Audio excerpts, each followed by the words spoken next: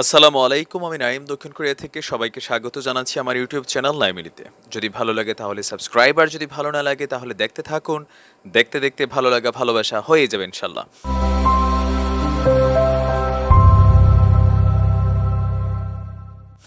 আমার আজকের এই ভিডিওটা বিশেষ করে যারা কলকাতা থেকে আমার হিন্দু ভাইরা দেখেন বা দাদারা বৌদিরা দেখেন, অথবা বাংলাদেশ থেকে যারা হিন্দু ধর্মাবলম্বী বা বেদান্তবাদের অনুসারী যারা আছেন তাদের জন্য, আর কিছুটা আমাদের মুসলমান ভাইদের জন্য, কারণ এই সিচুয়েশনগুলো অনেক জায়গাতে হয়ে থাকে।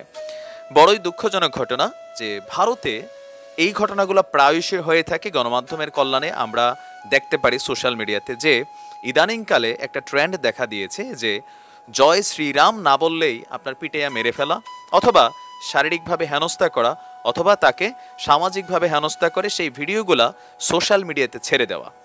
দাবি কি? জয় শ্রীরাম বলতে হবে। আচ্ছা, এখন আমার বিভিন্ন সময় ধর্মীয় যে বিষয়গুলো আছে সেগুলো সম্পর্কে কিছুটা জানতে ইচ্ছে করে। রামের উপরে মোটামুটি আমি অনেক স্টাডি করেছি, বিশেষ করে ছোটবেলায় ওই যে আপনার জয় হনুমান, তারপর হিন্দি সিরিয়াল অনেক দেখতাম, তো সেইখানে হিন্দি ছবি দেখতে দেখতে রাম সীতা লক্ষণ এগুলো তো একটা জানা কাহিনী সবারই। তো সেই রামের উপরে আমার কিছুটা কিউরিওসিটি ছিল, আমি ওনাকে স্টাডি করেছি উইথ ডিউ রেসপেক্ট। তিনি হিন্দু ধর্মের জন্য অবশ্যই একজন সম্মানিত, একজন কি বলা হয় যে শ্রদ্ধেয় মানুষ। আমি উইথ ডিউ রেসপেক্ট আমি ওনাকে শ্রদ্ধা করি, যেহেতু তিনি একজন শ্রদ্ধেয় মানুষ। ধর্মীয় দৃষ্টিতে আমি মুসলমান আর উনি হিন্দু, ডাজন্ট ফ্যাক্ট আমার ধর্ম অন্য ধর্মের মধ্যে যারা আছে তাদেরকে সম্মান করতে শিখিয়েছে। কিন্তু প্রশ্ন হলো, হিন্দু ভাইদের মধ্যে যারা এই ধরনের কাজগুলোতে জড়াচ্ছেন যে জয় শ্রীরাম বলতে হবে, আচ্ছা আপনি রামের উপর কতটুকু স্টাডি করেছেন? আপনি কি ওনার যেই মেইন বাণীগুলা, ভগবান শ্রী রামের যে বাণীগুলো আছে আপনাদের ধর্মের, আপনারা কি এগুলো পড়েছেন? আর যদি পড়ে থাকেন তাহলে কি এগুলো নিজের উপরে অ্যাপ্লাই করেছেন?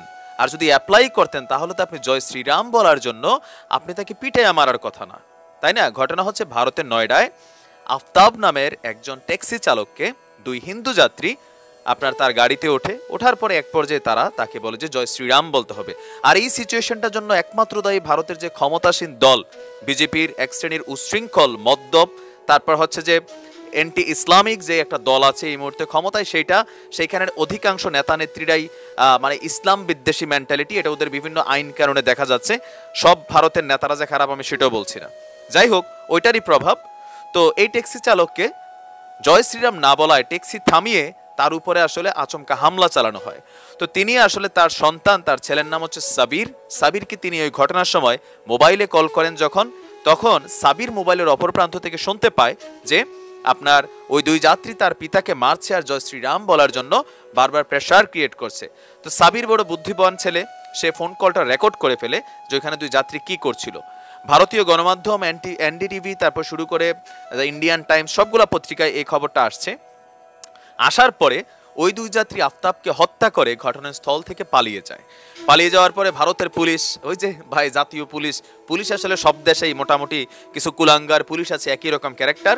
আর যেহেতু ধর্মীয় ইস্যু, ক্ষমতাসীন বিজেপির চামচা এগুলা এসে বলছে কি যে ঘটনা সত্য, তবে যেই দুই যাত্রী বাসে উঠছিল, এই ট্যাক্সিতে উঠছিল, তারা নাকি মদ্যপ ছিল। আচ্ছা, যাত্রীরা তো ভাগ্যেই গেছে ঘটনা করে, কিন্তু পুলিশ অ্যাডভান্স বইলা ফেলছে মদ্যপ ছিল, কারণ মাতালের কোনো বিচার হয় না, সেটা তো জানেন।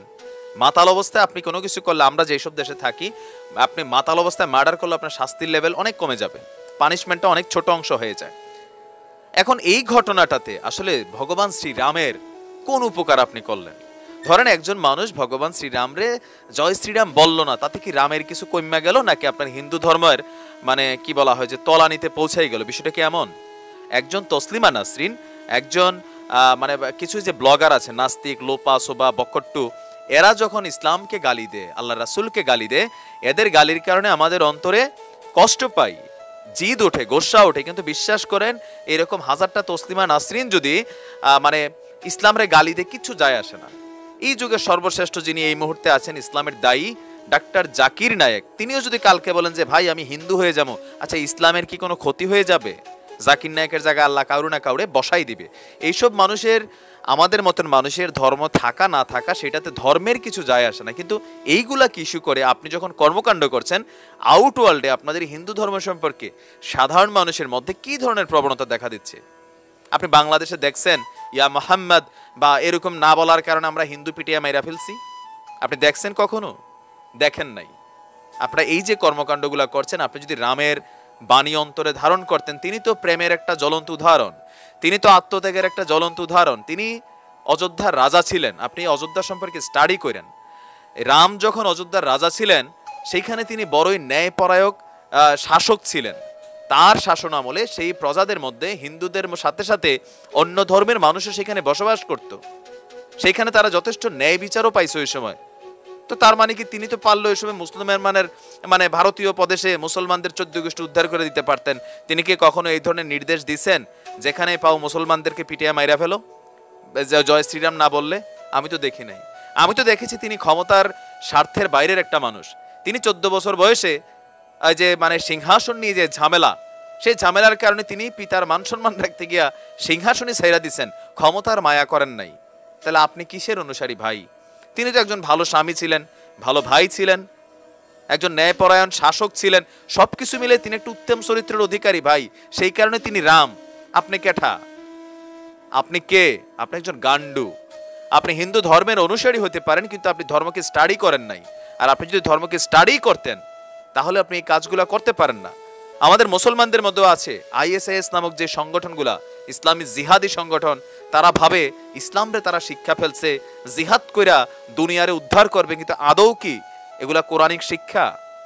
বাট আপনি দেখেন আউট ওয়ার্ল্ডে হয় কি, যখন দাঁড়িয়ে দেখে ইসলাম সম্পর্কে যে অপপ্রচার হচ্ছে এই ISIS দের কারণে, আতঙ্কবাদী সংগঠন, জঙ্গিবাদী সংগঠন। কিন্তু যেই ব্যক্তি ইসলাম সম্পর্কে স্টাডি করে, আমাদের বাংলাদেশের ভারতের মানুষের সবচেয়ে প্রধান সমস্যা হলো ধর্ম সম্পর্কে আপনি জানেনই না।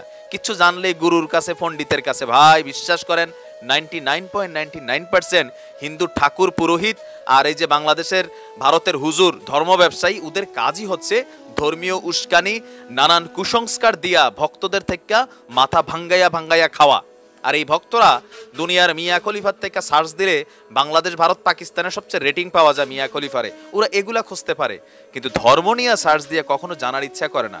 আর না জানার কারণে হয় কি, ধর্ম নিয়ে যারা রাজনীতি করে, যারা ধর্ম নিয়ে ব্যবসা করে, তারা তাদের মন গড়া কাহিনী আপনার মস্তিষ্কে ঢুকাই দিচ্ছে। আর আপনি অ্যাজ এ স্লিপিং সেল আপনি তাদের কর্মকাণ্ডগুলা করছেন।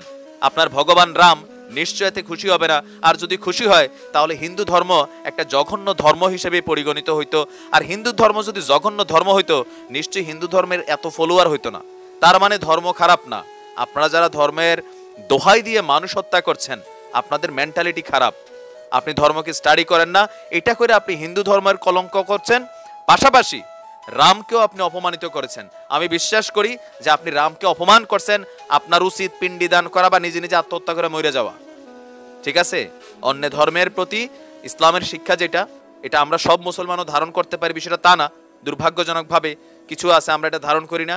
আপনিও হিন্দু হিসাবে আপনিও ধারণ করেন না। এগুলোতে আসলে আল্লাহ বা ভগবান, আমাদের রাসূল বা এই রাম, তারা কিন্তু কেউ খুশি হয় না। এটা আমাদের বোঝা উচিত। এতে লাভ কাদের? যারা ধর্ম নিয়ে ব্যবসা করে, রাজনীতি করে। ভাই বিশ্বাস করেন, নিজের সরকায় তেল দেন, নিজের ইমান আমল ঠিক রাখেন, যেই ধর্মেরই হন।